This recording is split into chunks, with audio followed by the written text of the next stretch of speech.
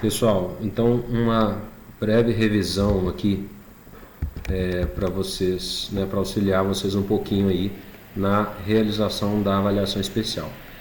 Bom, essa questão aqui foi uma questão que caiu na segunda na segunda P de vocês. Então veja só, você tem duas retas aqui, né, a verde referente à função f, a azul referente à função g. E eu pedi aqui, com base no gráfico, determine os valores de x, apenas escreva o intervalo para os quais é x positivo e assim por diante. Então, nesse tipo de questão, quando é para estudar o sinal de função, e você vê que, por exemplo, a letra D é o produto das duas funções, na letra E é o quociente das duas funções, um tipo de coisa que auxilia muito é você utilizar aquelas retinhas que eu ensinei para vocês. Então, você traça aqui algumas retas, e aí você tem um espaço para cada função. Então, aí tá vendo, tem dois espaços, um para a função f, um para a função g, e um terceiro espaço. Bom, se for o caso do produto, você vai precisar de um terceiro espaço, ou o quociente, que no fim dá na mesma, né? Então, nós temos, aí você vai colocar aqui as raízes. Quais são as raízes que nós temos aqui? Menos 1 e 2. Ah, e o meio? O meio não é raiz. O meio é o x do ponto de interseção. Então, aqui menos 1 e aqui 2. São as duas raízes, né? Então, você tem a função f e a função g. Então, você vai marcar o sinal de cada uma dessas funções. Por exemplo, onde que a função f é positiva? Ela é positiva, a função f é a verde, ela é positiva depois do menos 1, né? Passou do menos 1, qualquer número de x maior do que menos 1, a imagem desse número é positiva, né? Porque o gráfico da função está acima do eixo x. Então, ela é positiva para cá, e negativa caso contrário. A função g, ela é positiva antes do 2. Então, ela é positiva para cá, e negativa para frente do 2, né? Depois do 2. E aí, se você quiser o produto, no caso o produto ou quociente, você vai ter o mesmo jogo de sinal, né? Aqui eu vou colocar o produto f por g, embora, repita, então quociente, se fosse f sobre g, o jogo de sinal seria o mesmo, né? Então, menos com mais dá menos, mais com mais dá mais com menos dá menos. Então, isso ajuda a responder a todas as questões, porque você vai para a letra A. Onde que a f é positiva? A função f, que essa daqui é positiva, depois do menos 1. Então, para x maior do que menos 1. Então, resposta da letra A. E aí é estritamente maior, né? Então, é intervalo aberto. Então, do menos 1 a mais infinito. Na letra B, onde que a g é negativa? A g é negativa depois do 2, né? Então, do 2 e é menor ou igual, né? Então, é intervalo fechado. Então, do 2 a mais infinito. Depois, onde que a f está acima da g? Aqui, ó, onde que o gráfico, em outras palavras, é onde que o gráfico da função f está acima do gráfico da função g. F ser maior do que g é isso. O gráfico da f está acima do gráfico da g. É do meio em diante, para que significa o quê? Para qualquer valor de x que eu pegar maior do que meio, f desse cara é maior do que g desse cara. Ou seja, o gráfico da f está acima do gráfico da g. Então, a resposta aqui é de meio a mais infinito, intervalo fechado, no meio, né? De meio a mais infinito, no infinito ou menos infinito é sempre aberto, né? A letra D, a função f vezes g assume valores negativos. F vezes g tem esses sinais aqui, então é até no menos 1, de menos infinito até menos 1, de 2 a mais infinito. Intervalo aberto porque ele falou valores negativos, né? Se falasse não positivos, aí incluiria o zero. Como é somente negativos, você não inclui, digo zero não, né? A raiz. Então, você não inclui os extremos. Então, a resposta aqui vai ser de menos infinito até menos 1, aberto. União de 2 a mais infinito, também aberto. Certo? E aqui onde que a função g está definida. Se ele me perguntasse onde que a função g não, a função p, que é o quociente de f por g. Se ele perguntasse onde que o quociente assume valores negativos, aí seria exatamente essa resposta. Exatamente a mesma. Porque o produto assumir valores negativos, que foi a letra D, ou o quociente assumir valores negativos, que seria essa suposta letra E que eu estou inventando, você tem o mesmo jogo de sinal, então você teria o mesmo resultado. Agora, se pergunta onde que o quociente é positivo, o quociente das duas funções é positivo, seria aqui entre menos 1 e 2.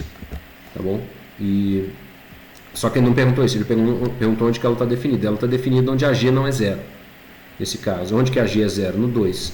Então, qualquer valor real menos o 2, certo? Porque no 2 a g é nula e num quociente assim a g não pode ser nula. Tem a ver com a condição de existência ou o domínio da função.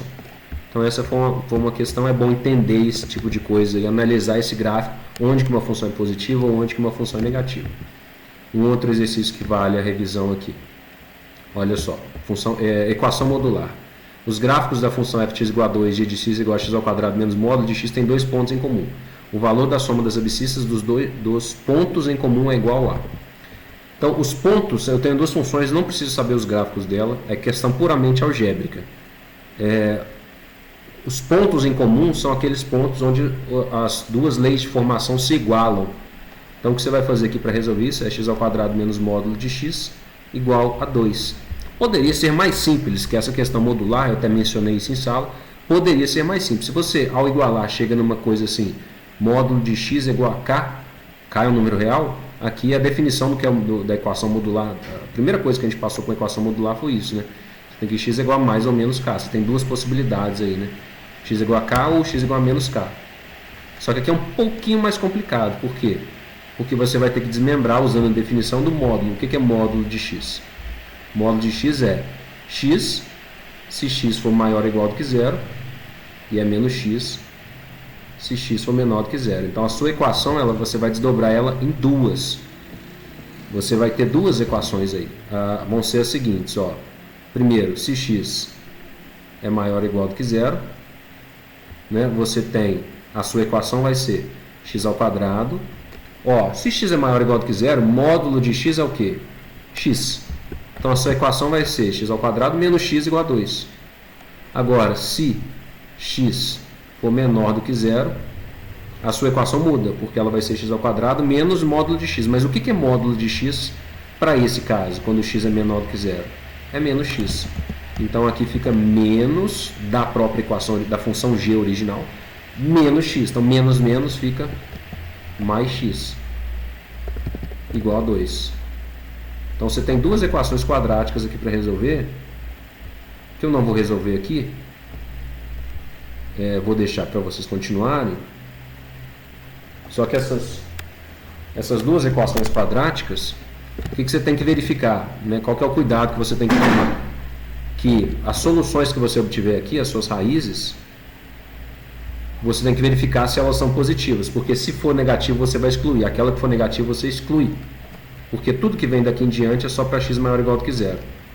E se você obter aqui pro outro lado, né, se você obter aqui raízes nessa segunda equação positivas, algum número, sei lá, mais 3, você exclui esse cara, porque aqui só valores negativos. Então tem que fazer essa interseção dessa condição de existência para a equação, né? Tá? Então você tem que dividir em casos se você tiver uma situação como essa, tá bom? E aí você resolve as equações. O que ele está pedindo aqui nessa questão em si é somar as abscissas. A abscissa é o x, né, das soluções, tá bom? Então fica como exercício para vocês continuarem. Depois você tem isso aqui para determinar domínio de função. Assinale a alternativa que representa o conjunto de todos os números reais para os quais essa função aqui está definida. Então, você vê que no numerador aqui, né, você tem uma função, raiz de uma função quadrática. Então você precisa que x ao quadrado menos 8x mais 12 seja maior ou igual a zero. Isso que é a condição para o domínio dessa função. Isso que está dentro daquela raiz quadrada tem que ser positivo. Isso aqui é uma equação quadrática. As raízes aqui são, quais são? 4 e 2? Não, são 6 e 2, né? 6 e 2. O produto é 12 e a soma é 8 com sinal trocado. Então, x igual a 2 ou x igual a 6. Aí você tem uma parábola. Certo? Espera aí, deixa eu traçar aqui um pouquinho melhor aqui. Então você tem uma parábola que é côncava para cima, porque o A é positivo, o A aqui, né? As raízes são 2 e 6. Ela é positiva para cá, negativa aqui, positiva para cá. E eu estou interessado onde ela é positiva. Então é antes do 2, com bolinha fechada, porque é maior ou igual, ou depois do 6. Essa é a primeira parte, só que vamos chamar aqui de primeiro. A segunda parte é que x ao quadrado menos 16 tem que ser diferente de zero, porque está no denominador. É raiz cúbica, então não importa se é positivo ou negativo, né? Porque é raiz cúbica, não é a raiz de índice par, que teria que ser positivo. Mas não pode ser zero, porque está no denominador. Mas quando que isso aqui é zero, né? Quando x é mais ou menos 4. Então x não pode ser nem 4 e nem menos 4. X é diferente de mais ou menos 4. Então você faz a interseção dessas duas coisas aí. Então o conjunto de solução, o domínio da função, né? Que é essa resposta para o conjunto de todos os valores, de todos os números reais para os quais está definida essa função. Então é a união desses dois intervalos. Então, desculpa, interseção, né? Tem que respeitar as duas ao mesmo tempo. Então é interseção. Então o conjunto de solução ou o domínio da função é, em notação de intervalo, de menos infinito até o 2. Aliás, você tem que excluir o menos 4, né? Então de menos infinito até menos 4, aberto no menos 4, união de menos 4 até 2. O 2 é fechado, porque ele entra, né? União de 6 a mais infinito. Fechado no 6. Aberto no infinito, né? Então ficou assim, de menos infinito a menos 4, aberto no menos 4, união de menos 4 a 2, aberto no menos 4, mas fechado no 2. União de 6 a mais infinito, porque o 4 já estava fora, né? O 4 estava aqui, ele já estava fora, então você não precisa fazer nenhuma jogada ali. Certo? Então esse conjunto aí que eu estou chamando de S é o domínio dessa função. Beleza? Outra coisa, máximo ou mínimo. Então máximo ou mínimo, se for função quadrática, né? Se aparecer a palavrinha máximo ou mínimo, trata-se 99% de certeza de uma função quadrática. Então o que você vai fazer aí? Você precisa identificar, além de função quadrática, mais ainda, se falou máximo ou mínimo, está falando de vértice. 99% de certeza que vai estar falando de alguma, ou do x ou do y do vértice. Então você tem essa função aí, né? Um canhão atirou um projétil, aqui uma bala, ela vai fazer esse movimento, e aí a trajetória é descrita por essa função do segundo grau. Menos 1 sobre 20, né, que é o coeficiente A, x ao quadrado mais 2x, o b é 2, né, o coeficiente b, mais 0, o c é 0. Né? Eu falei várias vezes, quando o c é 0, uma das raízes é 0. A gente está vendo aqui, né, que uma das raízes de fato é 0, que é de onde está partindo a bala. Né? Pergunta-se, qual é a altura máxima? Então você tem que interpretar se está pedindo o x ou o y do vértice. Você vê que a altura máxima vai ser o y do vértice. Tá? Nesse caso aí, a altura é o y. O alcance do disparo é o x. No caso da letra B, que é o alcance do disparo, não é o x do vértice. O alcance do disparo é a segunda raiz. Porque o alcance é todo esse trecho aqui. Né? Então o y do vértice, a gente sabe que ele é menos delta sobre 4a. Então isso aqui, delta é b ao quadrado menos 4ac. Então vai ser menos. O menos da fórmula, né? b ao quadrado, então 2 ao quadrado. Menos 4 vezes a, que é menos 1 sobre 20. Vezes o c, que é 0, né? Então isso aqui não faria diferença, na verdade. Tudo isso daqui dividido por 4a. Então, ó, b ao quadrado menos 4ac menos delta, né? Sobre 4a. Só que esse termo todo aqui vai se anular, então ficou 4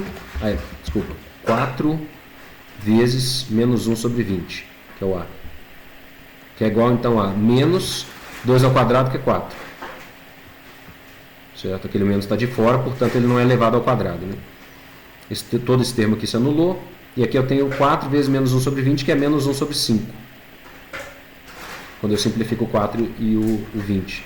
Isso aqui vai dar positivo, 20, né? Então o y no vértice, a altura máxima é 20 metros. E isso foi a letra A, qual é a altura máxima. E a letra B, qual é o alcance do disparo? O alcance do disparo é a outra raiz. Então você vai igualar isso daqui a zero, a sua função menos 1 sobre 20, x ao quadrado mais 2x. Você iguala ela a zero para encontrar a outra raiz. Coloca o x em evidência, fica x vezes menos 1 sobre 20 vezes x mais 2 igual a zero. Aí quando você igualar esse segundo termo aqui a zero, pela lei do anulamento do produto, né, você tem que... Isso aí vai dar 40, né? X igual a 40. 40 metros, que é o alcance do disparo, que é esse valor aqui.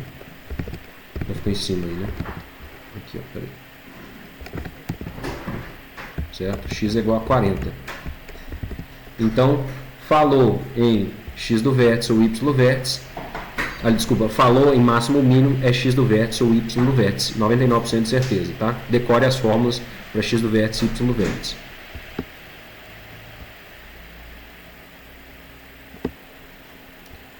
Por último, eu queria fazer um comentário sobre função e função inversa. Por exemplo, eu tenho 3 gráficos aí. Eu tenho essa função aqui, que é a função x ao quadrado. Só que observe que eu estou pegando o eixo x aqui, eu estou pegando só de 0 a mais infinito, né? Eu estou pegando só o primeiro quadrante. O que está desenhado é o primeiro quadrante, né? Aqui embaixo eu tenho uma função, a sua inversa, que é a função, a gente já viu isso, é a função raiz de x, é a função inversa, dadas certas condições para domínio, contra domínio, imagem, né? Desde que a função seja bijetora para que ela possua inversa. Então essa função em uma vai ser a inversa da outra, e observe que elas são simétricas em relação a essa reta, que é a reta identidade, né? Vamos chamar de h de x igual a x, né? A identidade é essa daí. Então você observa que toda função, eu estou dando um exemplo particular, mas estou afirmando, isso vale para todas, sempre que você tem uma função e a sua inversa, se elas possuírem algum ponto de interseção, como é o caso, então no caso tem 2, né? Eu tenho esse ponto de interseção aqui, que é a origem, o 0, 0, e esse ponto aqui, que é o ponto 1 e 1, né? São pontos de interseção entre uma função e a sua inversa. E como uma função é simétrica em relação à identidade para com a sua inversa, né? Toda função e a sua inversa são simétricas, o gráfico é simétrico em relação à identidade, a essa bissetriz dos quadrantes ímpares, a H. Então, se a função e a sua inversa se cruzarem, obrigatoriamente, né, elas têm que se cruzar em um ponto dessa reta. Portanto, as coordenadas de um ponto de interseção são iguais. Eu digo x e o y, a abscissa e a ordenada são iguais em pontos de interseção nos gráficos de uma função com a sua inversa. Tá? Você observa aqui que de fato, né, ambas passam pelo 0, 0, né, quando x é 1, y é 1, f de 1 é 1. G de 1 também é 1, que é a raiz de 1. Né? De fato, ambas estão passando por esse ponto, estou tirando a prova. Né? 0, 0 é a mesma coisa, né? F de 0 é 0, que é 0 ao quadrado, G de 0 é a raiz de 0, que é 0. Então, ambas passam tanto por esse ponto quanto por esse ponto. Toda vez, então, resumindo, outro ponto, eu queria frisar isso com vocês, quando uma função e a sua inversa se cruzam, caso elas se cruzem, porque nem sempre se cruzam, igual a exponencial e logarítmica, a gente vai ver isso no trimestre que vem, mas se uma função e a sua inversa se cruzarem, esse ponto onde elas se cruzam tem a abscissa e a ordenada são iguais, o x e o y são iguais. Tá? Isso é um ponto importante que eu queria frisar. E outra coisa, então, para a gente finalizar, interseção entre retas. É importante que vocês vejam, é relativamente simples. Quando você tem duas retas, né, duas funções do primeiro grau, duas funções afins, para você encontrar o ponto de interseção, você resolve um sistema, né? Basicamente, o método para resolver o sistema mais simples que eu ensinei é o da comparação. Você só iguala as duas funções, né? E aí você encontra o x da interseção, substitui o x em qualquer uma das outras duas, você encontra o y. Então, interseção entre retas é bom verificar também. Acho um ponto válido. E mais um ponto válido, conjuntos, tá? Então, faça também questões sobre conjuntos. 3 conjuntos. Tantas pessoas gostam de A, tantas pessoas gostam de B, tantas pessoas gostam de C, tantas pessoas gostam de A e B, A e C, B e C, A, B e C. Então vai fazendo aquela subtração, começa na interseção maior, sempre quando você for fazer isso, então você, né, vai montar o diagrama lá, você vai começar, ficou meio ruim o desenho aqui. Ficou bem ruim, né? Mas enfim, aí você vai começar aqui pela interseção maior, depois você subtrai para obter as de duas a duas, depois você subtrai de novo para obter os individuais aqui, certo? Esse tipo de coisa também é bom verificar. Caiu na primeira AP, vai cair nessa E também.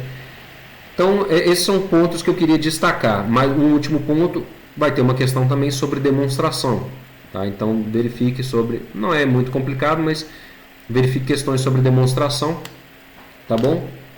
E vão ter questões simples lá também de VOF, né, para questões conceituais básicas. Então dê uma olhada nisso lá. A prova não está muito complicada, tá? A prova está ok, dá para fazer. Veja esse vídeo, que entenda tudo isso que eu falei, tá bom? Organize o seu raciocínio nas questões abertas, tá? Organize, escreva, tente escrever, organizar tudo ali bonitinho. Isso é bom, a gente avalia isso de maneira positiva, os professores avaliam isso de maneira positiva. Organize o seu raciocínio, não faça aqueles garranchos, que as coisas confusam, uma conta para lá, uma conta para cá e tal. Faça uma coisa organizada. É bom para você organizar o seu raciocínio, para você desenvolver melhor a sua questão. Tá bom? Bom, mas é isso. Vai dar certo. Boa prova para todo mundo no sábado, amanhã. É isso, galera.